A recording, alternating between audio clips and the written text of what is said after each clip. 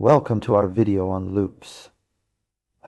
Loops are a fundamental concept in programming that allow you to repeat a set of instructions over and over again.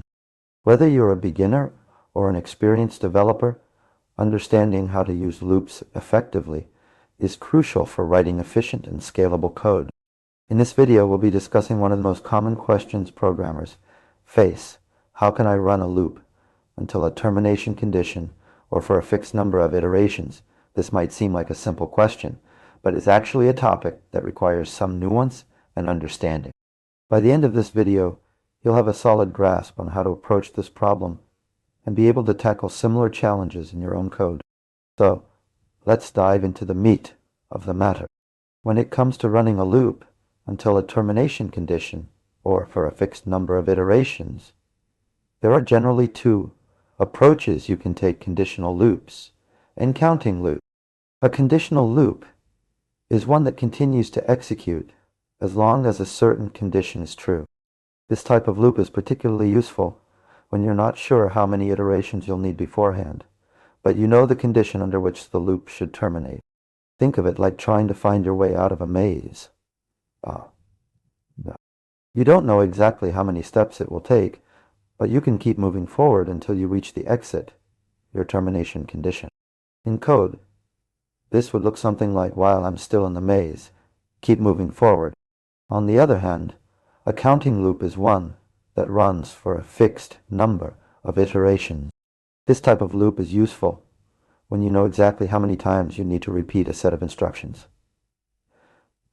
To illustrate this concept, imagine you're baking a cake and you need to stir the batter 10 times before putting it in the oven. You can simply count down from 10 each time you stir, knowing that once you reach 0, your loop should terminate.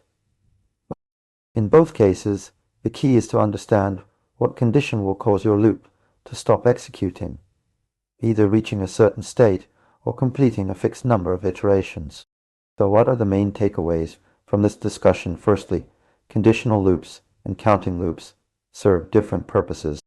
Use conditional loops when you don't know how many iterations you'll need beforehand, but have a clear termination condition in mind. Secondly, use counting loops when you have a fixed number of iterations that you want to repeat. In either case, make sure you understand what will cause your loop to terminate and plan accordingly.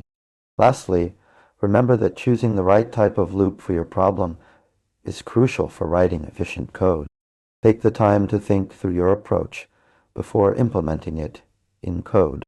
And there you have it.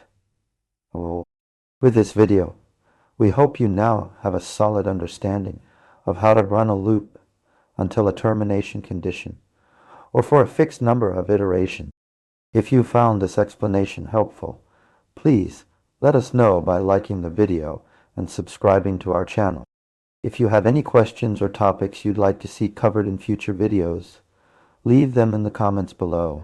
We look forward to engaging with you further on this topic and helping you become a better programmer.